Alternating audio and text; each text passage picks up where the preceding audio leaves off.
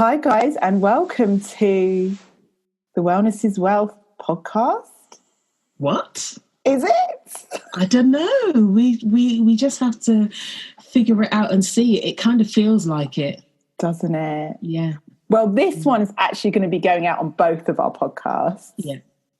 But who knows what's coming up in the future?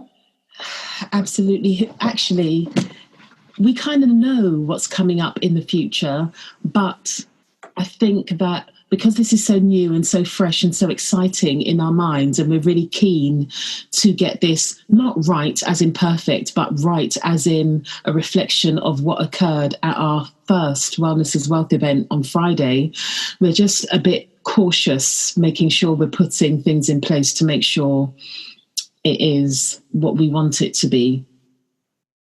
I love that. That's why we're such a good team, because you're like pulling me back. Because Nicola's like, yeah.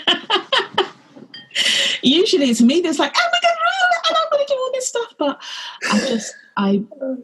I'm so grateful, humble, honoured to have been able to work with you to create what was created on Friday.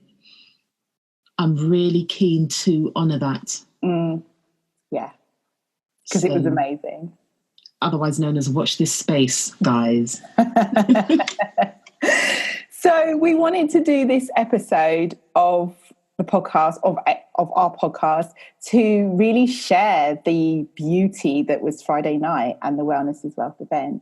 Mm-hmm. So we're just going to run through some of the highlights, just kind of talk about a bit of the background of the event. I know that I had friends that couldn't make it, that were like, but how am I going to find out all of the stuff? And it's like, well, we have to come for something in the future, but also we knew we were going to have some kind of conversation. Yeah. No, ditto. And I know that there were a few people, that just were not able to, like outside my friendship network, that weren't able to make it, that are really curious and excited. Listen, forget them. What was something that was really beautiful for me was having people come to the event, me welcoming them, thanking them for coming, and them saying, we're not quite sure what it is. We just knew we had to be there. And also they wanted to be there because they've connected with you and or I in some kind of way, and thought this is going to be something refreshing. Yeah, definitely. It's something different, isn't it? Because no one else is talking about it. Not in the way that we're talking about it, I don't think. And I think that it's really important, especially when we are, and this isn't to sound really morbid, but I think that once you start to get to a point where you've been in your career or you've been working for a long time, you might have transitioned into starting your own business. But when you're like mid to late 30s, going into your 40s, I think you become acutely aware that you don't have time to play with money anymore. And money needs to be something that you work for, but you don't slave for. And that it needs to be something that is not to the detriment of your health and well-being, because that story, shoulder pads, rah, be like a man, buy, sell. We're really accepting that doesn't work for us. Yeah. And by now, a lot of us are tired. We're kind of tired of that struggle, hustle, whatever, exactly. To survive. And we're we're ready to thrive. And also on a practical level, we're at that almost that dichotomy where we might be looking after younger children and responsibilities, but then also looking at older parents and looking after them as well, as well as looking after ourselves. Equally, Nicola, within that piece, lest we forget, I've got friends who are the same age as me who have got children in their early 20s. So we're also dealing with people that may be subsidising a child at university or otherwise. And then also there's, I'm sitting there thinking, gosh, that sounds like a great place to be. There are also people who were taught to save and be frugal and put money away and hold on to it. And they're now realizing that they've got a stack of cash sitting in a bank account idle somewhere. They too have a money story. And where their money story may not create a situation where they go out living for the day and spending wildly, their money story makes them hold on to money, but the money's not actually doing anything. And then it just becomes stagnant energy. Yeah. So in the actual event, it was nice to see that there were people there who weren't there simply because they don't have enough. They also wanted to learn about doing something different with their money and being a bit more mindful about why they are holding on to money in the way that they do. Yeah, that was definitely really interesting because it was all parts of the spectrum, wasn't it, of that financial wellness piece. Is that, yeah, you're right, whether you've got it or you don't, there is that desire to make that change with it. And we're ready. Ready to come and have their money, make money and make more money. It's all of the different, it's all an education. So it's good. Yeah. So let's talk a little bit about the intention that we had for the event and how that transpired. Gosh, Nicola, I can't even pinpoint where that started. I know that you and I have had this conversation a few times. Yeah, we have. And I think it just kind of evolved. And I think we had a conversation in your car. And that's when we were like... Yes. I think that conversation in my car was around the time that I was reading Thrive by Arianna Huffington. So I read Thrive by Arianna Huffington. And that book, it's like a real combination of science, self-help, personal development, and mysticism. And when I was reading that book, there were many things that became abundantly clear. And what was coming through very strongly in that book was that we need to find another way, because there were too many women who were in the prime of their career, who were leaving because there was no way that they could blend work and life. It was either work like you don't have a life or live like you don't have a job.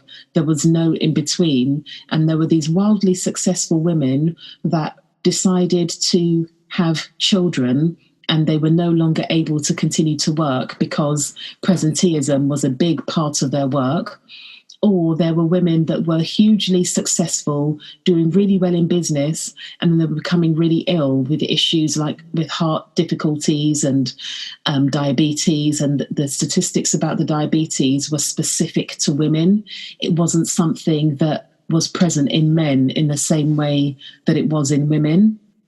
So that really made me think about doing something about wellness and money. I don't think that they need to be exclusive of one another. No, and in actual fact, very often they sit close to each other, don't they? Like, you can have your wellness that might just be straight kind of what we traditionally know as wellness, and you've got your money, but actually there's a place where they meet in the middle for so many people, and it's just not being addressed and talked about from that perspective. And it gives it so much more weight either side when they're kind of put together. I agree wholeheartedly. And something that I've said on a number of occasions, we need to let go of automatically assuming when we're talking about finances and having abundant finances that we're talking about the negative associations that generally occur with that, about greed, about the top 1%. What I'm talking about is the wellness that gives you access and gives you space to live a life where you are well. Because no matter what we say about you don't need money to be happy, that's true. You are a happy person, or you're somebody that looks at things from a place of gratitude, or you're not, but that comes with training. But it is much more difficult to look at life through the lens of gratitude if you know that your gas is going to be cut off because you can't pay your gas bill, or if you know that there's a member of your family that really needs something, your child really needs something, and you're not able to provide that because of a lack of finances. And I'm talking about you know, if you think about something like Maslow's hierarchy of needs, I'm talking about those foundational things that mean that your basic human needs are being met. Yeah, and they cost money. They cost money. Listen, this podcast, as much as I'm sitting here talking to you freely, it's costing electricity, it is costing broadband. So let's keep it all the way real. Yeah, exactly. And then, sorry, go on. No, I was just going to say also for me, having an inclusive event about money at Thomson Reuters in Canary Wharf, our financial district, an event that has been organised and facilitated by 2 Black women, for me, there's just so many layers of significance in there. It's and almost everybody iconic. Came and felt welcome. Sorry? It's almost iconic. Listen. It had so much significance. Like, so much. It really did. It really, really did. And for us to be able to bring that conversation to that environment is powerful in itself, let alone for us to have that conversation. And what I love about the whole wellness is wealth, the ethos of it, and it's so layered. And one of those layers is the community. And it's not just community that everyone kind of likes to talk about. It's actually deep sharing. Yeah. And it's actually getting really real on things that people are talking about. Yeah. And to be bringing that into that space as well, it was just powerful. Yeah, that really meant something. Definitely. And I think it was at the time I was, in my hosting flow. So I didn't really absorb everything that was going on. But when I sit down and think about welcoming people, saying to people, this is a no judgment zone, and I, the panel, being able to create an environment where people could see that this space being a no judgment zone wasn't lip service, it was real, was evidenced by the way people were sharing. Yeah. And we're not talking about, people crying on the floor, rocking themselves, sliding down the wall. We're talking about people that shared anxieties about money, about having credit card debt that they were relieved that they were able to pay off, but the shame they had around that. People talking about trying to have money conversations, but being shut down because they were told that talking about money isn't polite. It's not the thing to do. And just thinking about the ways we, the royal we, have at times or on a number of occasions limited ourselves because of those stories.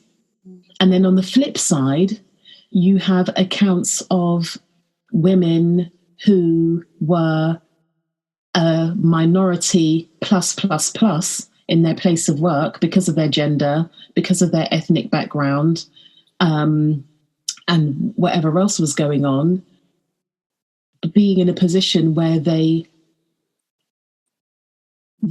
started with I'm enough, and that I'm enough led them to understand their worth, and that worth enabled them to stand in their place of work and speak up for themselves. There's that saying, speak even if your voice shakes. There was that sense that at first my voice was shaking, and then I realized who I am and was able to state my needs and make changes within that workplace that were beneficial to me and hopefully people that come after. Yeah, yeah. And it needed to be that judgment-free space. Mm-hmm. That's what made it different, because you can't have those kind of conversations. It doesn't go together. You can't have those kind of conversations where there's going to be any judgment, because there's so much shame around money anyway, which we'll get to, but it can't happen in any other way. And it's really interesting that we just can't help it. Whatever we do individually or together, it's always deep. It's always deep. See, I keep saying this to you, I underestimated how deep it would be. I kind of didn't let my mind go there. Yeah. And afterwards on the tube home, I was just like, wow. But it was always to be, it was inspirational, motivational, and also very confronting. Yeah. And for people to share with us and other people in the room the way the conversation guided them to think about stories they had hidden from in relation to their money, and being in an environment where there were some things you knew already but weren't putting into action and were prompted into Melanie Eusabe voice, what you gonna do? What you gonna do? Exactly. What you gonna do? And that's what I loved about it as well. As much as I'm called a Life More Inspired, or not me, I'm not. But my brand is a Life More Inspired. It's about more than inspiration. Like everything I do is more about like you get inspired, yeah, but if you're serious, then we're actually going to go and do some work. And all of the messages that I had were people that maybe they felt a bit triggered, maybe they were in a place of feeling excited, but whichever end of the scale that they were on, they were like, I'm ready to make changes. Yeah. I even received one today, and she'd gone home and spoken to her partner and spoken to her brother, and she was like, the ripple effect of this, I'm starting to see already within days. Wow.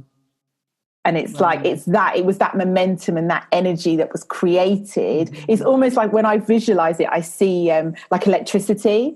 Yes. You've got the two bits coming together to create the electricity. And then it was like, right, what are you going to do with it? But everyone has their own different calling as to what they're going to do to. And I love the fact that, so yes, some people are excited by the new knowledge they've received. Some people are maybe feeling a bit more triggered. It's brought stuff to the surface. Either way, it's a gift. Mm-hmm. It's a gift and an opportunity. It felt like a line in the sand to say, okay, I've been enlightened to a few things, maybe things I knew but wasn't doing anything with. Mm-hmm. Maybe I've learned loads of stuff about the money that I've got in the bank and what I can be doing with it. It's like right now, I'm going to jump into some action. Absolutely. And for me, it felt like there are always people that are going to do, and there are always people that are going to think about it so much their mind starts to believe they've done it, so they don't actually do it. But I think that what has been really powerful for me is that there are people still in contact wanting more and wanting to know how this conversation can be continued. And there are people that want accountability. So it's a real case of taking this, there's a real sense of people taking this knowledge and really carefully considering how they can apply it to their life, but in a way that they're layering. So rather than saying, I'm going to do all of this stuff, they're looking at stuff. So in the conversation about money having a purpose, there are people that are talking about giving their money purpose. And even in me sharing, for example, what I was talking about when I first became freelance, my difficulty, sorry, that's my chair, I'm not breaking wind.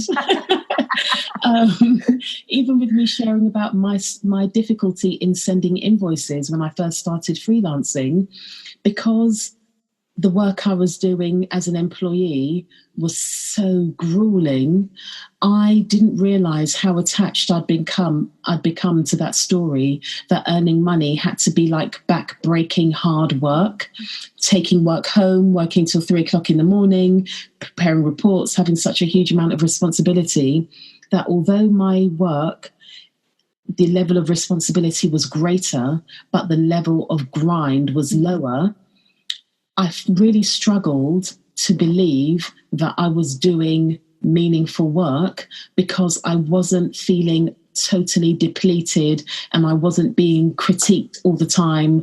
I wasn't not handing in work on time because I was overwhelmed with what was going on. So I felt like I didn't deserve that money. I felt like I hadn't earned it. And that rolls round to that belief that work has to be hard. Exactly. Right. And we all have different versions of that. Absolutely. That version could be not charging enough. That version could be offering people a discount, people that show an interest, in your pieces. They haven't asked for a discount, but you're like, oh gosh, you can have a discount. Or that story can be that I've come from an environment where we didn't have much. Now that I've got it, I'm going to hold on to it really, really tight.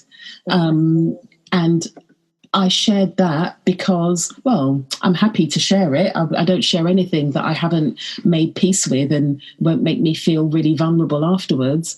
But also because I think it's important for people to see that even the people that have the ideas that create the experiences that we provided, we too have stories, and we too, they say you teach people what you want to learn or what you need to learn or whatever that saying is.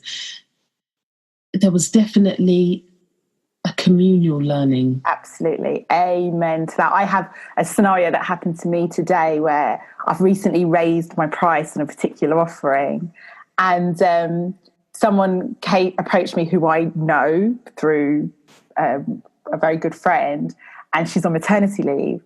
So I was like, I should offer her my old price. And it just felt, I don't know, I just felt a bit of a way, checked in with a friend, and she's like, hold on a minute, you're going to be on maternity leave soon. Thank you. How I forgot that. And automatically she's like, why are you putting this person's needs in front of your own? Because I'd given, she's like, why are you thinking of this? Oh, because she's on maternity leave. Hold on a minute. You don't know her story. You don't know her circumstances. And at the end of the day, I'm going to be on maternity leave. Exactly. But even if you weren't going to be on maternity leave, you're offering a quality product. But these are the things we do. I remember once there was a lady that was going to come on my retreat. She couldn't come. And so I don't make a big deal about this, but with my retreats, I always offer a place for free. And it's not about, oh, this person can't afford it.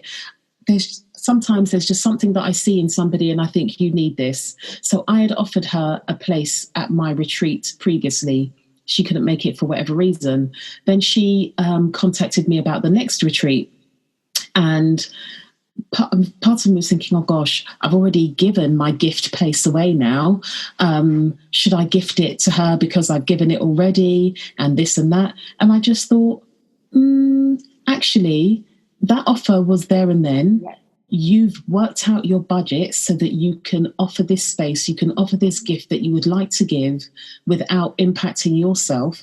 Why are you going to impact yourself for that? Yeah. Not like that, but why am I going to do that? Yeah. She didn't ask me to. And actually, regularly since then, I've seen her posting outfits from lovely independent brands, which aren't cheap. But that was about me. Yeah. That was about my worth. And that was about me wondering whether or not people saw my worth. And I know I've spoken to you a lot about the kind of journey I've been on to radical self-awareness and radical self-acceptance. That was one of the catalysts, because I just thought, why am I devaluing myself to make somebody else comfortable? Yeah. If I can see my value and show up in my value, people will want to invest in that value if they see something that's for them. Exactly. If they don't, they won't. Exactly. Complete sentence, finished. Yeah, definitely. And often when we talk about money, it's not always about the money. Like the money is almost a metaphor for other things, right? So with your story, it's like about where you said about wanting to make other people feel comfortable. And it's always about bigger. And that's why I love going into the money beliefs and the money stories, because it's almost like you can flip a switch there and it does literally have that ripple effect on other parts of life. Yeah, totally. And I just have to touch on how our intention for this event was ease, and it was just so full of ease. So easy. No, let me be let me own myself. So our intention was for this to be easeful. Easeful, yeah. And it really was. It wasn't easy. Not easy, no. But it was easeful. It just flowed. So random, even how I got to meet the lovely Jeffrey Williams from Thomson Reuters. So Jeffrey is a friend of mine. When we were kids, we used to hang around a lot together. And randomly, my friend bought my friends and I tickets to go and see White Teeth at the Kiln Theatre, formerly known as Tricycle. And in the break, I just saw Jeffrey just catching up. Hey, how are you? What are you doing? He mentioned that he worked at Thomson Reuters. I said to him, mooted the idea of an event. I didn't say what it was. And he said, yeah, send me an email. Let's talk about it. And literally from there to there to there. Boom, boom, boom. I think the thing that made me the most nervous of it all was the fact that we had it confirmed on top of Christmas and the event was on the 18th of January. I thought that people would psychologically tell themselves that they don't have 20 quid for this event because it's Christmas, then it's New Year and all of that. So that was the bit that I was a little bit like, is the timing. But once I got over that. Yeah. Because people always find the money for what they really want. And also we intentionally set the price low, right? Because so often it's so easy for people to be like, oh, I can't focus on my wellness because I've got no money. Yeah. I can't focus on my money because I've got no money. Yeah. And I can't be well because I've got no money. Exactly. And with this was no excuse, like £20. Yeah. And I must say, a huge, massive thank you to Melanie, Eusabe, Army Majeed, Paula Perry, and although Ashlyn Gibson couldn't make it in the end, to Ashlyn Gibson, because we were able to charge £20 because these women waived their fees. There was no expectation of money because primarily they were all into the idea of wellness is wealth. And secondly, they loved the idea of an ecosystem where the proceeds from the event would be used to support the social enterprise rocking your teens. And I think if there are more teens that are rocking their team, there will be more people coming up with this belief system from a young age. Exactly. Even if it's just from the principle of knowing your worth and valuing yourself and being ready to take up space in the workplace or in business and charge what you're worth. And I know it sounds like we were talking a lot about money and not about charging, but there's a lot of us that undercharge. Oh, yeah. Because we're so keen to get custom, where we need to flip it, focus on providing a really high level of service.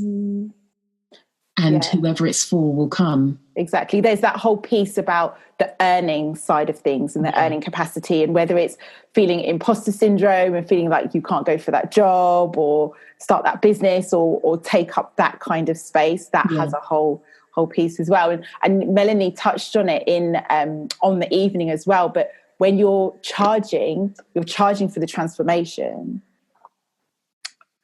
It's not about, I mean, it depends on the product and the service that you're selling, but so often we're equating our worth to like how many hours it took us and how hard we worked. And it's not like, actually, what was the transformation? If you went into that organization and you've made them 100K, why are you charging them £500? Exactly. Equally, they're paying for as she was talking about them paying for the transformation, it also made me think, you're facilitating the transformation, not just based on the hours you've put into creating this product, this service, this thing, all the stuff that went before to get to the point where you were able to create this product, this service, this thing. You've invested heavily in that. So don't be, whatever it is that you need to do, whether it's mantras, affirmations, whether it's listening to a particular podcast, My cousin, he has a really big job in the health sector for non-profit organisations in Sierra Leone, and he's quite young in comparison to the people that he works with. So when he's going into a meeting and he needs to ask for big money, he listens to Dizzy Rascal's "Stop That" from the Boy in the Corner album, because that pumps him up ready to go in. You know what I'm saying? Like, he goes in with that grime. Obviously it's all sophisticated and suave, but he's got that sort of grime energy where I'm coming to take that. You're going to give me it because you're going to see what I'm worth. So whether it's that you need to listen to grime or whether there's a particular podcast or something that you need to listen to get you into that space. You know what I do? There's a TED talk by, I think her name's Sarah Cuddy, I think, but she talks about changing your physiology and doing like the Wonder Woman pose. Oh yes, I saw that. Yeah, I love doing that. When I was in my corporate role, like before a big pitch or a big meeting or whatever, I'm in the toilets, like, because it does something. It changes, your level of confidence. Yeah. Okay, so shall we dive into some of the gems that were shared on the night? So one of them was about sharing because it releases shame. And that was one of the beautiful things about the event, is that we created this space where people felt able to share. And also, not only, even if they weren't sharing themselves, in hearing other people's stories makes you realize that you're not alone. And that in itself releases shame. Because when we're feeling that shame, then we can't move on from it. And it's like shame is like just a cloud that you might not even realize that it's there. Exactly. But stops you from actually taking ownership, doing anything about it, even seeing what's going on. It's kind of burying head in the sand. And that's no matter where you are on the financial wellness spectrum. And I think it was Melanie who talked about finding a friend that you could talk to. Yeah. When I was like, wow, that's really important, because whilst I have conversations with my friends about savings, or somebody will ask about which account are you using for this, what account have you got for your children, etc., what are you doing for your pension now that you're a freelancer, actually I've not yet had a conversation where I'm lifting the lid off shame about. And so when I came away from that, I thought that's definitely something that I'm taking forward in my life, because the experiences I've had thus far with peeling back the layers and actually compassionately, curiously exploring what's there has made such huge changes in my life. Full stop. I wonder what that would do with my money. It was something that I started to do last year when I was like, right, I want to get a handle on things. And especially going from being a full-time employee to having my own business, there was stuff that I needed to deal with. And I've got a friend who we have those conversations, and it is so freeing. It's so freeing, because then you can share it with someone who's like, yeah, okay. And you're like waiting for the world to end, and then it doesn't. You're like, oh, okay.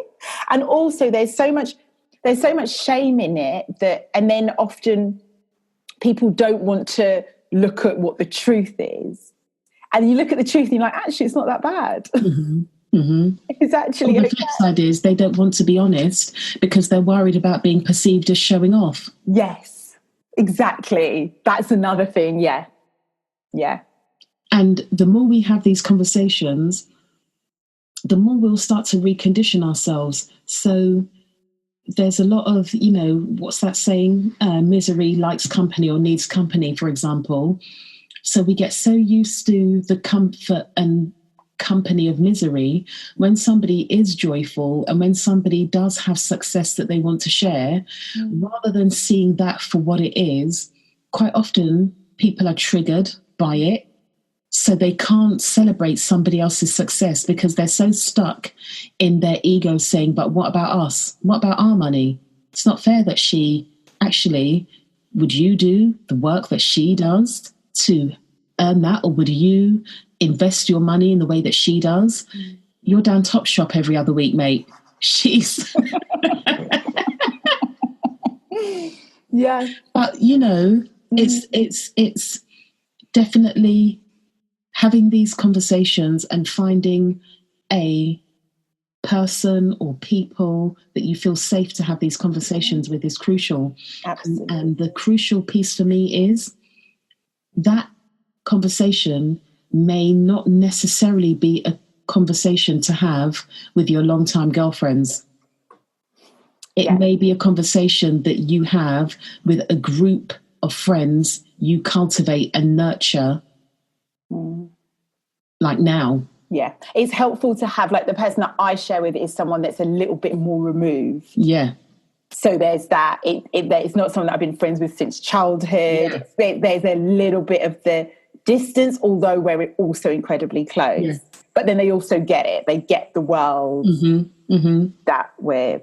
And I guess also because they're not within that immediate friendship circle and they don't have that history, they're accepting you as you are now. No. They're listening to what you say now, and they're not thinking back to what happened in Ibiza in 1998. You know, they can just see you as you are right now, which I think is helpful in being able to have vulnerable discussions like that. Absolutely. And you're so right in terms of that vulnerable conversations being about... The shame can be shame about a situation that you're not happy about, but it can also be the shame about a situation that you're happy about. Yes.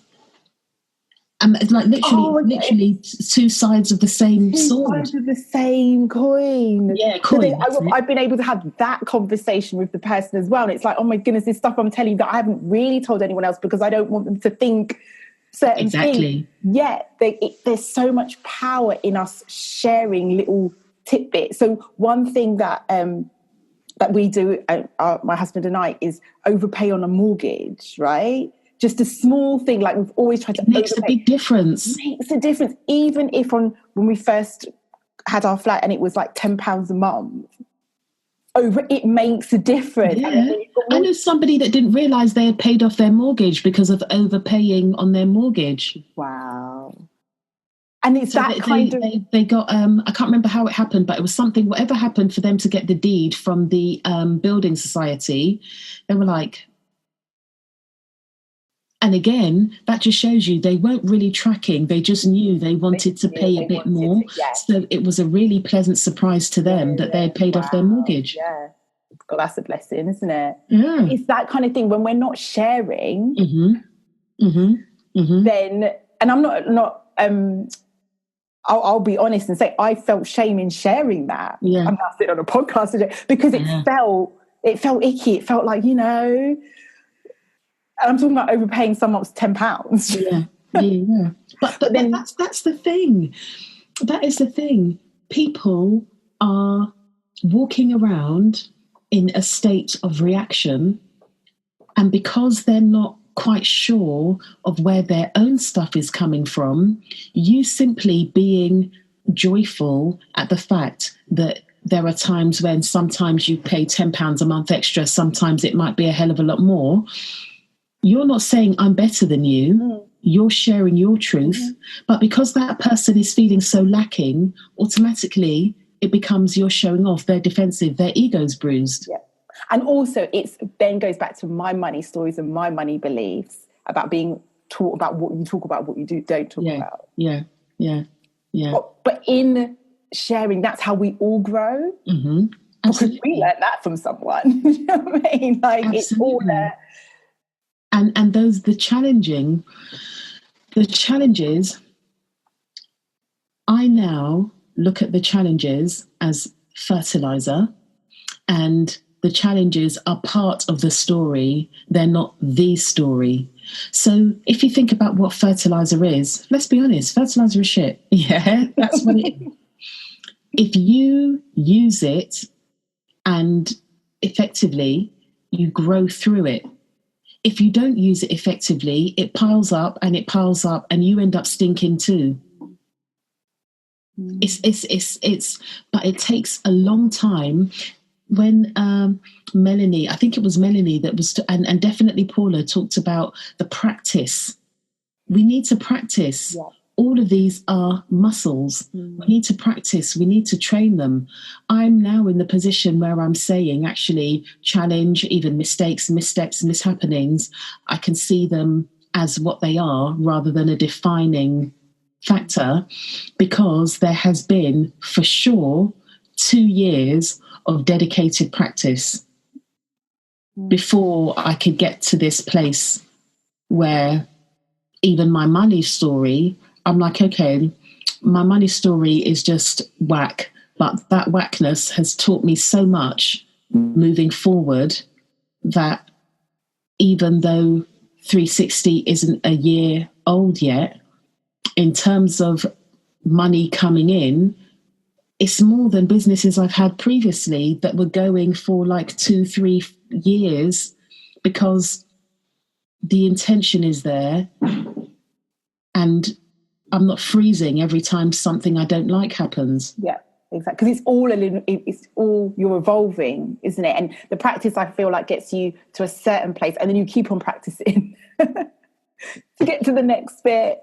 Because each new level, each new kind of turn that you encounter, the ego gets slicker, the inner critic learns new language. Absolutely, it never stops. Especially when you've got beliefs that I think that culturally are so entrenched that they become part of you, and that takes unlearning. Absolutely. If you've been spending the last 30-something, 40-something, 50-something years doing something a certain way, then it's going to take some unlearning to do things another way. Habits are hard to break, but it's doable. It's so doable, and it's so worth it as well. So one of the other things that we've touched on already but really came up was about money beliefs and money stories. And the fact that for some people in the room, the fact that they've even got a money story might have been kind of news to them, and new knowledge that they were gaining. But it's just knowing that everybody's almost got a blueprint on the way that they view money, and that's often been handed to us as children, what we've seen as examples of what we've been told by things like money doesn't grow on trees, or people like us don't have things like that or do things like that. Creates a belief, just like any belief that we might have. And the money one is one that is so prevalent for so many of us. So it was really nice to have a conversation about that. No, definitely. And I think that's a conversation in and of itself, because the beliefs are so huge. And even if it's a belief from 1984, that's far reaching, because that is firmly embedded in your subconscious. Exactly. That's a story that you've been telling yourself, and then your behavior has been reinforcing it, and you've been looking around and seeing the evidence for it that has supported that story all the way along. And it's so what I love about when I talk about money beliefs is because when someone else has got the same one, you're like, okay. And then also even it just being highlighted to you, it's like almost like a spotlight's put on it that you never saw before, because it was just truth before, until someone goes, you know, that might not be true, right? Yeah. What? Exactly. What? Money don't grow on trees. My God, it's rubbish. Yeah. No, totally.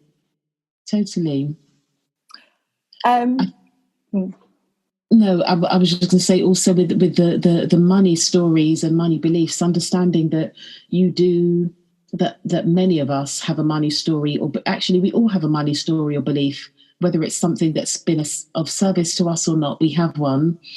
And for me, I think what was being communicated, because of the beliefs, because of the narratives around money, you don't talk about it. If you appear not to have enough of it or not know how to handle it, it's shameful. You begin to fear it. Well, if you're scared of something, you're not really going to go out of your way to avoid it without realizing it. I run from the things I'm scared of. Yeah. So. Yeah. Or there's you are thinking about it in a way that is fearful, so you're attracting it in a way that is fearful. So you might have these stories on loop. I remember, my goodness, when I used to walk around saying, if there's going to be a parking ticket, I'm the one that's going to have it. So I must not do this. I must not do that. I have had in my driving lifetime so many parking tickets, and it was only like 5 or so years ago, I just thought, well, I'm calling them in. You're saying I'm over here. Yeah, because even though I'm saying I'm avoiding it because I'm fearing it, I'm thinking about it a lot. So where your energy goes, or where your energy flows, or whatever that is, I always get it wrong. I'm just calling it in. Exactly. And then there's also the fear of money, around money, where fear of spending money, letting money go. Yeah. That there's fear that there's never enough money. So there's that kind of money needs to flow. Yeah. Which is something that spending it excessively because you think it's not going to last. I've got to spend it as soon as I've got it. Yes, that's the other one as well. And isn't it interesting that one fear piece can play out so differently for different people at different times, but it all comes down to a fear around money. Exactly, which was something that I kept picking up in Wellness is Wealth. Regardless of where you are financially, the stories that we have mean that even from somebody who's like, oh my gosh, I've got my last tenner in my purse, to somebody that's saying, I've got 10 grand sitting on my account, I don't know what to do with it. The underpinning story comes from the same place. Yeah. We then moved on to talking about Stoicism. Yeah. I'm really excited when Melanie said that she is a Stoic, because Stoic philosophy, I know it's something that lots of people in business are into and are talking about and follow and believe, or, you know, the Stoic philosophy resonates with them. But for me, it's been as simple as a pathway to reminding myself that I should focus on the things that are within my control, within my gift, and everything else. Of course it matters, I'm a human being, but really, really, it doesn't matter. So what are you going to do? Are you going to focus on that over there, or are you going to put yourself in a position to do something about it? And the fact that Melanie, that's the branch of philosophy she vibes with, and literally everything about her, everything about what she was saying on Friday anyway, was just like Stoicism 101. For the modern woman and man. Because I'm quite sure Marcus Aurelius and Seneca and Epictetus were not thinking about Black women with natural hair, first generation Eastern European women, you know, that I'm quite sure. Exactly. They weren't, so that I think was something that helped people breathe a sigh of relief. Yeah, because it gave them something to work with, something to, and also it felt like a loving drag. That's what Stoicism is. It was like it, and I haven't read a lot into it. I've got the Daily Stoicism, Stoic book, and every time I read it, I'm like, you're calling me out. I feel like I've just been called out, and that was just it. When Melanie was talking, it's like, well, it comes down to choice and personal responsibility. What are you going to do? Because I have to find the one from today, because I was just like, this is exactly what I mean when I say that Stoicism drags you, because it puts it into context. It gives you, well, you still got somewhere to hide, but it really does free you of places to hide. And then you're just like, do you know what? You're right. This makes total sense. Okay, this is it. Yes, you can. if you do everything as if it were the last thing you were doing in your life and stop being aimless, stop letting your emotions override what your mind tells you, stop being hypocritical, self-centered and irritable.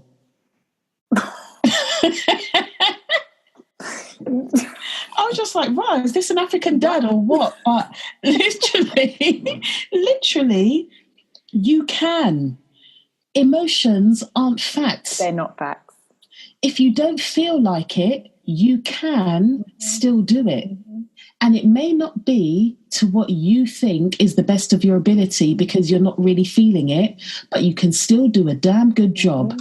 And done is better than perfect because nothing is perfect. Exactly. And as much as I'm a feelings person and I feel that we can use our feelings as a filter sometimes, that's when we're that's more of an intuition type thing. It doesn't mean we don't get to do the work just because you don't feel like it. Exactly.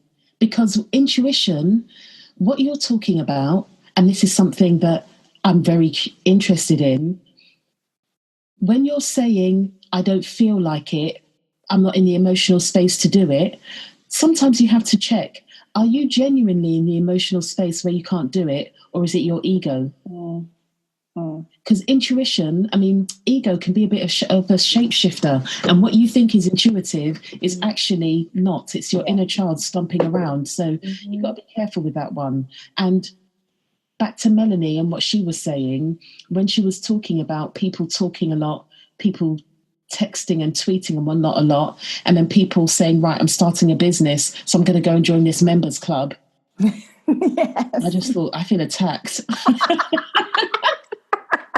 Because I've really been thinking, right, I've got to join a members club, the connections and this and that and the other. And as she said that, I was like, this room is full of connections. I'm not a member of a members club. This is a members club. This is a members club. Yeah. So the realness. The realness. And what I love about it is that it's a choice. Yes, you can put the book down. When someone says to you what you're going to do, you can say nothing. Yeah. But you've chosen to be in that space. Yeah. You've chosen to pick up the book and read those words. Yeah. And the energy of you actually saying nothing, if you're ready and you really know what you want, then you're not going to say nothing. Exactly. You're going to get into motion. You're going to get into motion. And when you're ready, when you know what you want and you're getting into motion, leads me on to what all of them were saying, but the way that actually all of them did, but Arfi sticks in my head about getting hold of your numbers, probably because she's an accountant and she's worked, in hedge funds and all of that. But I was like, it's true, because just on a personal level, knowing my numbers to the penny, knowing what I need to live on to the penny has really assisted in me starting to shift my money story. And her saying that, basically you've got no business being in business if you don't know what your numbers are.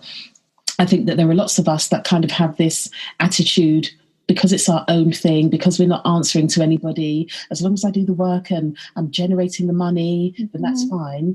You can be generating the money, but not keeping an eye on the numbers. You're not keeping an eye on what you need to keep back for tax. You're not keeping an eye on what you need to reinvest. So it all just gets a bit muddied. So I think with all of the mindset and all of the other stuff, there's the real bare bones practical stuff. And it's where that practical stuff meets the mindset, because if you're concentrating on your figures and you're welcoming the money and you're tracking where it's coming and where it's going, you're going to get more of it. By proxy, you're going to get more of it, whether you're looking at it as on an energetic level or on a practical level, because you know that X activity generates you more revenue than the other stuff you've been doing. It enables you to refocus. So it's, money tracking for me is a big... I know I've fallen off the wagon when the money tracking goes. And you can be more creative. I know that there are lots of people, I'm creative, so I don't whatever. But you can be more creative when you have that freedom, because you don't have that big, heavy boulder on your shoulder, because you're ignoring the reality of your finances, or you're not putting yourself in a position where you're giving your finances strength and permission to blossom. And I think for a lot of us, I know for me, I was always really bad at maths.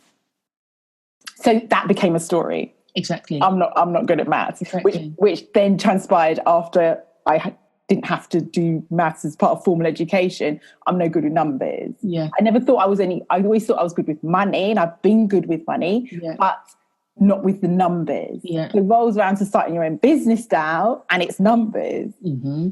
So it's like, well, as long as things are kind of, balancing and what have you. And for me, it's interesting that belief of not being good at maths, not being good at numbers from 14 years old, 30-something years later, it's still transpiring, but in a different kind of way. Mm-hmm. And now, especially even the event on Friday really cemented to me that you can have fun with this. When you start tracking your money, it's fun. It really is fun. It builds momentum. And whatever that energetic exchange is, you feed it, it feeds you. You feed it, it feeds you. Mm-hmm. Yeah. Whether it's because you found an account that's got really great interest rate and you've shared it with friends, or there's like tidbit of information, or you're seeing like a challenge. Okay, I need to make X amount more this month. It can be a challenge. It can be a game, if you like, gamify it. But that's getting creative with it as well. Yes, it is. It is. Just because you're not painting a watercolor with it, it is still getting creative. And even things like, so you want to be able to relocate to another part of the country, you want to have a bigger property, you want to get this, that, and the other. What are you doing? How are you making sense of the numbers? What research have you done about what resources you'll need to bring that into fruition? How can you work towards that when you've got no clue what you need? Do you really want it? If you really want it, then you need to go into, I know for sure that I have got various, so we were talking about when Paula was talking about your money needing to have a purpose. Yeah. I have allocated purpose to my money based on, I know myself, hopefully I do. I know that when people say, you've got to supersize it, you've got to think bigger and bigger. That doesn't work for me. I can make a big leap, and that's one step on the staircase. So I've got my financial purpose for that step on the staircase. Then I've got the leap after that one. I've got my financial plan for that. So I know what I need to earn, what I need to put away, what I will need for my basic living costs on phase 1 and phase 2 of that scaling. When I get to phase 2, I will have a look at phase 3 and 4, if that's what I want to do. But what I'm saying is, when you give your money a job to do, you start to change your relationship with money, where your money is working for you just as much as you are working for it. And then you can get into that phase of working towards your money working for you, full stop. Exactly. But if you're not actually giving it a job to do, you could very well get that money, but where's it going? Exactly. And if you're someone who's in pursuit of the money, giving it a purpose gives you a purpose. Yeah. So it gives you like the targets, it gives you something to work towards. Yeah, a structure. And then you're more likely to get it. And that's why it's so important. If you know that you want to buy whatever, actually, how much does it cost? Because it's so easy to say, oh yeah, I really want X, Y, Z. But if you don't know how much it costs, you might be thinking actually this faraway dream that is closer than you to achieve it. I'm not shit. I'm trash. I can't, my life, blah, blah. Yeah. It needs to be smart, specific, measurable, achievable, realistic, timely. Boom. One of the things that Paula talked about, that she talked about on your podcast as well, is the triangle. Is it called the triangle of wealth? No, it's the stages of wealth. Stages of wealth. It's because in my mind I see a triangle. That's why. Stability, security, comfort and wealth. Yeah, and it's basically that you start off with a stage where you're able to fund your lifestyle. You're able to pay your bills. Yeah. Hopefully your income meets your outgoings. Yes, exactly. Then you get to the stage where, I don't know if it's called security or not. Yeah, I think the next one is security. And that's where you're making more. The income is superseding your outgoing. So you've got a little bit more to play with. Yeah. The next one is that comfort. I don't know. Or is it just go straight to wealth? I don't know. You need to listen. I'm sure there are 4 stages. I'm sure there are 4. Because there's wealth. There's a stage where your money starts making the money for you. Yeah. So there's stability, security. Yeah. And then there's like, we're listening. We need you. Yeah. But definitely check out Paula, because she has so much knowledge on all of that stuff. Very accessible knowledge. Mm-hmm. Like her Get Vex Money. I was talking to somebody about that, and I was talking about, he was saying, it's like, why does it have to be Get Vex Money? Like, my man ain't do me no good, so I got vexed and I had the money to go. And I was like, you can think about it like that, or it can be your joy money. Yes. This isn't serving me. I'm seeking my joy. Or this is so wonderful. Here's a ton of money. Let's go on a bloody world cruise or something. Yeah, exactly. I think it's about whatever motivates you, isn't it? Yeah. I know for me, Get Vex Money works, and it's not necessarily because he's not doing whatever and I'm vexed with him. It could be that I'm vexed with the client that I've got. It could be that I'm vexed with the employer that I'm working for, the house that I'm living in, the country that I'm living in. It just means that I'm at a stage where I want to make a change, because someone's vexed me. And for a lot of us, we're motivated by pain or pleasure.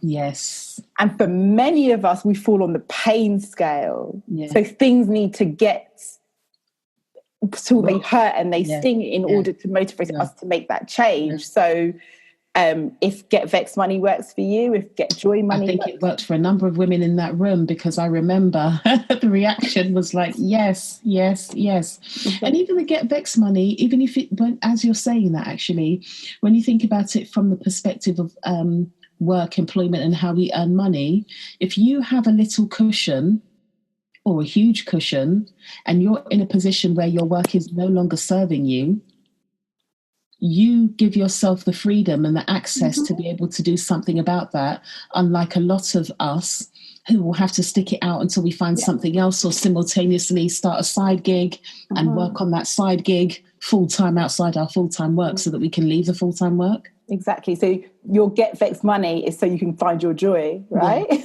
Yeah, totally, yeah.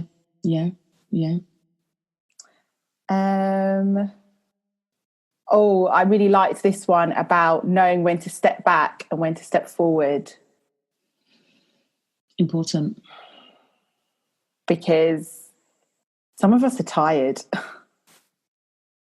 right? Yeah. And stepping back is an act of self-care and self-preservation. So it doesn't always have to be you all up there in the office having those conversations. Or helping, or, standing up for people, being the representative, for sure. But also with that, I think that knowing when to step back also comes in knowing when to say no to what appear to be opportunities. Oh, yeah. I remember reading something where somebody was saying that their business didn't grow, although they were getting lots of opportunities and they were being invited here, there and yonder. The actual business they formed didn't grow because they were so busy taking up these opportunities that were coming externally. And they said they had to stop. Like, they were like, 1 year, I'm not speaking anywhere, I'm not doing anything, I'm literally focusing on my business plan because my business is not growing in the way that I'd envisaged because I'm so busy taking up opportunities. So then I question whether they're even opportunities. And you have to then decide, I suppose, an opportunity for what? Is it just an opportunity? What I realised was their ego was being stroked and their profile was being raised because they were all over the place doing these things. But actually, the sense of satisfaction for them wasn't in that.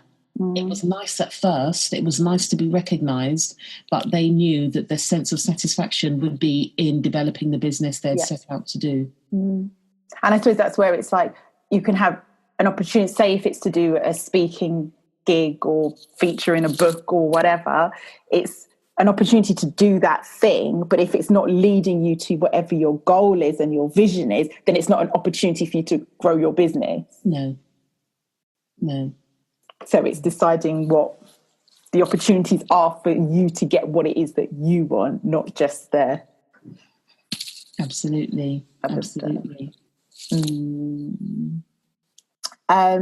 Paula talked about if you can't buy it twice, you can't afford it. When Paula Perry said that on Instagram, game changer. That is literally how I look at things. Literally. And she's not talking about buying a house, buying a car, things like that. If you're buying a dress, can you buy that dress twice? If you're buying a pair of trainers, can you afford that twice? It's just been Christmas gifts. Can you afford to buy what you bought twice? If you can't afford to... All right. Listen, I was categoric. It is for my daughter. It is for my nephew. I made presents, and there were some things that I knew that people wanted, and I just knew if it wasn't on Amazon, you weren't going to have it. But I wasn't frugal. I just thought it's a waste of time. I'm not doing it. I'm not. I bought for kids. Yeah, for kids. And also my daughter's birthday's in January, so I better be able to buy it twice. Because you're literally buying twice. You have to for that one. But no, it just really put things into perspective.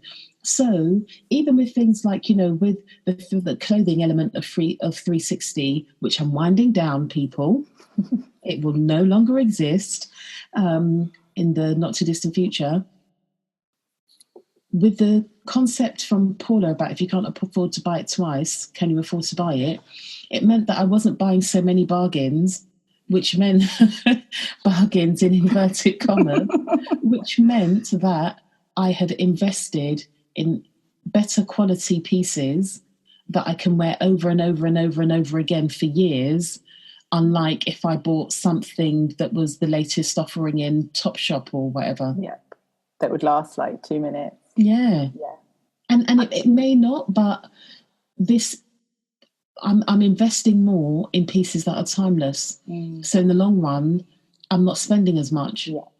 You know what I did? A friend of mine that I worked with a few years ago, she was like, I'm only buying stuff that I love. Yes. And I was like, and I adopted that. Yeah. And that's a few years ago. So now I can genuinely look at my wardrobe and be like, I love most of the things in there. Whereas before that, I mean, I used to work in fashion. I used to work for Arcadia, who run Topshop. So like when I first started working, my wages literally went into my account and then went to Topshop or Miss Topshop. Yeah, exactly. So my wardrobe was full of stuff that was just like whatever was in fashion, and I didn't really necessarily love it. Yeah. But I got to the stage where I'm like, actually, I love the stuff in this wardrobe. Yeah. And that was a really nice place to be. Yeah, that is. But it's a whole different mindset. If you can't buy it twice, you can't afford it. First time I heard it, I was like, this is just confusing my mind. People that literally were like, huh? Yeah. You're saying that to me? But then there was the, okay. It makes sense. Yeah. Yeah. But I don't know, I don't feel like we've been conditioned to think in that way. It's like if you can afford it, you've got the money for it, so you can afford it. But affording it twice, it's like... Because actually there was something that Paula had said on an Instagram story. She said, we need to change how we perceive what we can afford. So she said, it was something along the lines of, if you see something in the shop for £300 and you've got £400, you can't afford that thing in the shop for £300 because you're only going to be left with £100. I was like, Paula, what? All this time I'd be thinking, I can buy that thing for £300 and I can buy something for £100. I think I've done a good job. I've got £100 left over. Exactly. I'm winning. Exactly. But when she said that, I was like, I fully get you. I get it. You know what? On a logical, intellectual level, I understand it. I'm still wrapping my head around the fact that she has redefined the word afford. I know. But that is... She said that last year it's been over and over. It's been a mantra in my head. So the other day, I had something in my shopping cart in whatever shop, Whistles. There was a whistle sale. And I had this stuff. And literally, I was like, I wasn't thinking, oh, I've only got £100 left or whatever. But it was it was what you were saying. I didn't think about it in that way. But it was a case of I didn't really love what I was putting in the cart. There was only one thing that I really loved that I was putting in the cart. And it was something else that Paula said, just because you can afford it doesn't mean you should have it. Yeah. So I looked at that and I was thinking, I'm buying that because it's significantly reduced and I can afford to. Do I need it? No. Have I got something similar in my wardrobe? All right, brain. Thanks. Yeah, I have. So don't get it. And what I have bought, I will wear time and time and time again, and I can wear it throughout the seasons. Yeah. And it's that, isn't it? Like, as you're talking, it's that being able to talk to yourself. It kind of goes back to the Stoicism as well, because what you're reading is really, you're talking to yourself. Yeah. Yeah. It's being able to step back and be like, actually. And not judge yourself, not scold yourself. Yeah. Even if I'm saying, really, Tam, do you need that? It's not from a beating up myself. It's like, okay, yeah, you're right. Thanks, you called me out. Sorry. It is what it is, isn't it? Yeah. Literally. You don't have to let the emotions get into it. Do you know what's really interesting? Because it has been repeated in my mind so much, the emotion can't even be bothered. Like it's literally, Tamu, that's really lovely. Do you really want it? Yeah, but it's reduced. Do you really want it? Yeah, but it used to be £189, now it's 45 quid. Do you really want it? All right, fine, I don't. Okay, then, next. And for me, that has rippled into other ways. I'm sure I said it at Wellness is Wealth. That refreshing my bank account, hoping that the invoice has been paid. Whilst I do that, because pay me what you owe me, it's not from, oh my God, I've got like £12.49 in my account. What am I going to do? Whatever is going on currently means that I'm at a place where, even though I'm earning practically half of what I did previously because I set up on my own, I'm not feeling that desperate pinch. Yeah. And I think it's so powerful that what you just described, that being able to talk to yourself in that almost unemotional way, it is what it is. That can be then transferred to the way it's like, I need to track my money. I maybe I haven't been tracking my money for the last year, but that's okay. No judgment on myself. Yeah. Today's yeah, exactly. And now you can start doing it. And it's all of those like moment by moment decisions to turn the light on yourself with love, without the judgment, and just be, which is quite a masculine way of being. But when you take the essence of it, I know it can get into the whole gender role thing, but the essence, the masculine energy is kind of like, well, it is and it isn't. Like, there's that, but I think it could very well be, and I'm not saying that it's not, but I remember having a conversation with myself and thinking about my ego being my inner child, and then thinking further into, would I speak to myself the way that I speak to myself if I was a child? I know what it is. I spend a lot of time with my nephew. My nephew is 2 years old. Yeah. He is one of the most bright, wonderful human beings ever. And I watch him and I learn a lot from him. And I think, what do I do with him? How do I foster habits within him? How do I encourage him to change his behavior? How do I support him to learn and not give up? Not that because toddlers don't give up. They keep going on and on and on and on and on.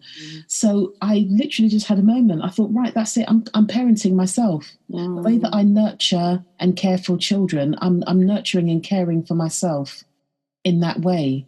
So I'm wondering, is it that, or is it? Yeah, for me, it's a mixture of both. Yeah. Sometimes I compare them. Sometimes it's just it is talking to myself how I wouldn't talk to a child, because it's just Sort yourself out, love. do it. Yeah, fix up. just yeah. Stop crying. Yeah, that's when I put on LL Cool J. Mama said knock you out. That's when LL Cool J has to sort me out. Literally. We touched on investing. Well, when Arfi said, well, pretty much don't bother with a cash ISA. Yes, just a stocks and right? shares ISA. Okay. Yeah.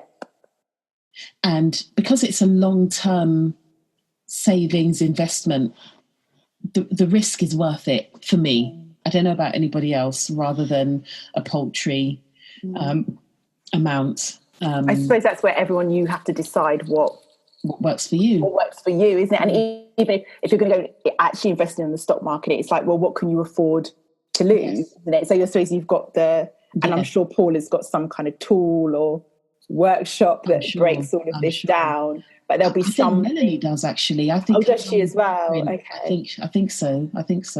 But there's money that you might need access to. Yes. Savings that you need access to, savings that can be put away, money that you could afford to lose, and it would be. Yeah. Okay. And with that, when Arfi was talking about the 80-20 rule, about automatically putting 20% away in a long-term, saving investment kind of thing, I think I saw lots of eyes light up with that. Mine definitely did. And I thought to myself, that is something that I could adopt with tracking and planning. And I'm not saying that everybody, I know that there are many people that will think, I literally do not have 20%. But when Paula was saying things like, even if it's £1, something to build the momentum and do something. Yeah. And it's all part of getting into that habit and training, isn't it? Yeah. It's a percentage. So you've always, as long as you've got something, it's taking a percentage. A percentage, yeah. Yeah. And different ways of doing it. Melanie made me smile when she talked about Esusu. That's what it's called in Sierra Leone as well. Lots of people know it as a partner. A savings club or something. But there are ways that you can take a little and make it more. And I guess the thing with things like savings clubs, something that is really great that people don't utilise enough are credit unions. Credit unions aren't just places to get loans. You can also save. And because you're saving with a community and you have a responsibility to other people, you're more inclined to make sure that you prioritise having that money accessible to put in the savings. Yeah. I thought the conversation around savings was really interesting, where Paula talks about your savings having a purpose. And somebody had brought up struggling with the mindset around savings. Yeah. And they both talked about kind of tricking yourself into it. And one thing that Paula had said to her girls, and my mum had said to me when I first started working, is that you don't know this money. I remember Mum had, your hands have not seen this money before. Yeah. So pretend you have half. Yeah. And work it from that. And it's so true. And whether you're new to it, like Paula was telling her daughters, my mum told me as when I was younger, or even today, if you're able to, it's about pretending you never even have it. Yeah. And that's the other thing as well that Paula talks about.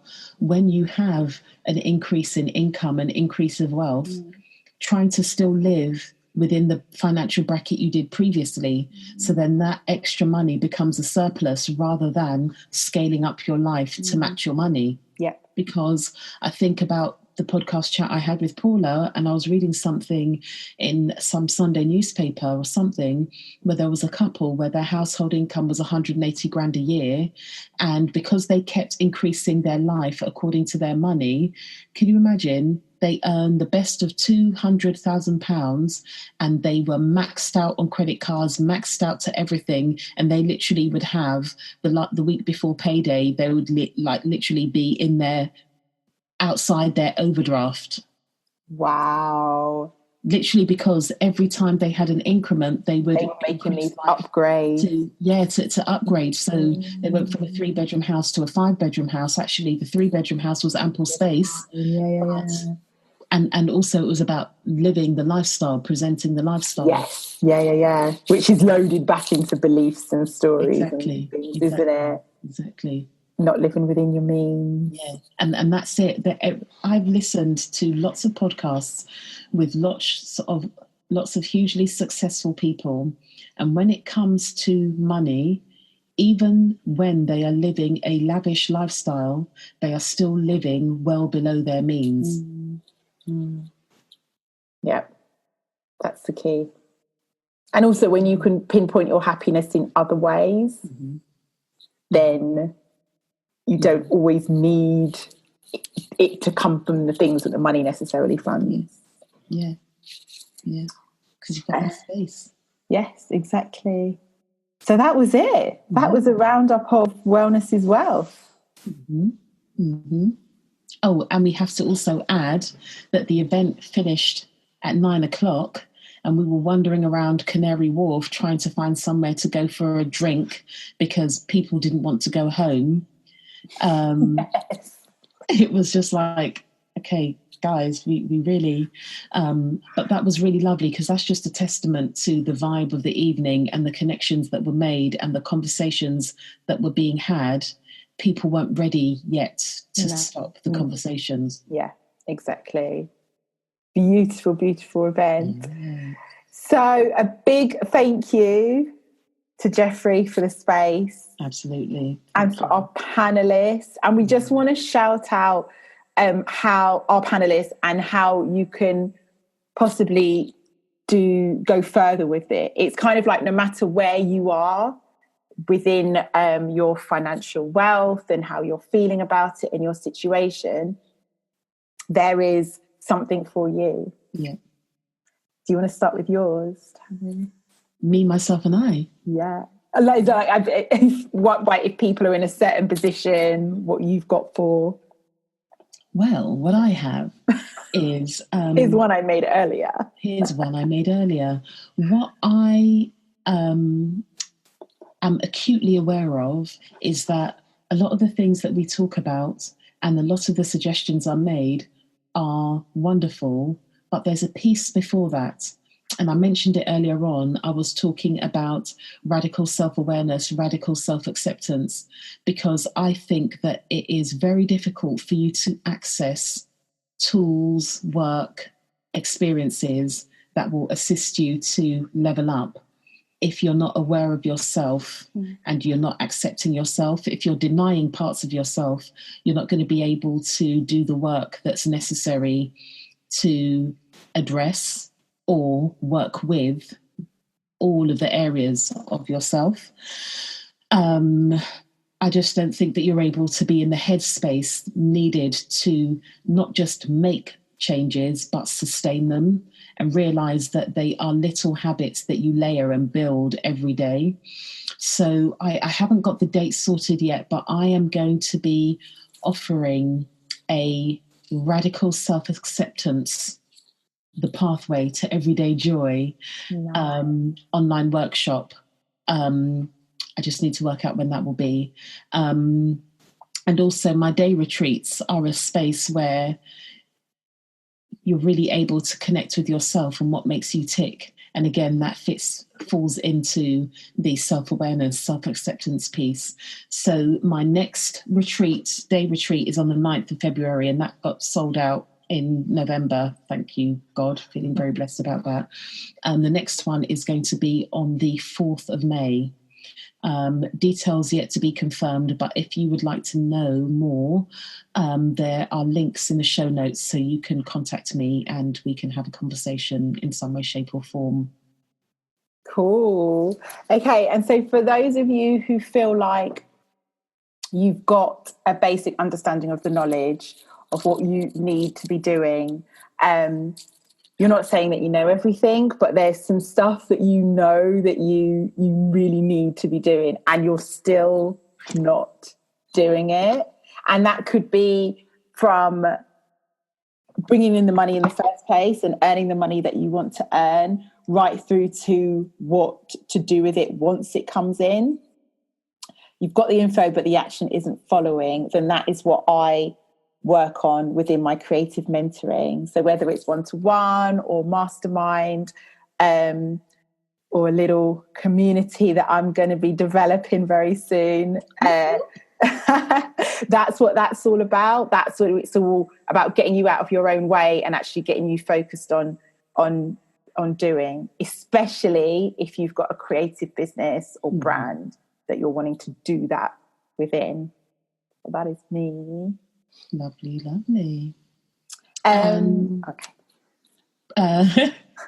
Paula and Melanie that were on the panel of, they also have some packages that can support you with your financial journey. We will make sure that links are in the show notes for that, and make sure that we include Arfie's information, because she's got something coming up quite soon. Yeah, she's got a mentorship program that she's going to be launching. So there were some books that were recommended, some books that were talked about on the event. We will put those in the show notes also, so that you can get your learning on. But the main thing is that it's an opportunity. It's an opportunity to look at your stuff, look at yourself and decide. And in that looking, as I said earlier on in this podcast, look through compassionate, curious eyes. Look at your stuff without judging yourself. And it's practice, it's repetition, it's, reminding yourself that this is part of your story, not the story. And then you will have the space to be able to say, okay, this is my story. I can write a new one based on this information. Exactly. You are where you are. Exactly. Full stop. So let's start the new sentence, right? Yeah. Okay, my love. Thank you, my darling. Thank you. We will keep you updated, last thing, with regards to what's happening with Wellness is Wealth, because as we said at the beginning, we want to make sure that whatever we're doing is honouring the magic that was created on Friday. But make sure you're following us on Instagram, because,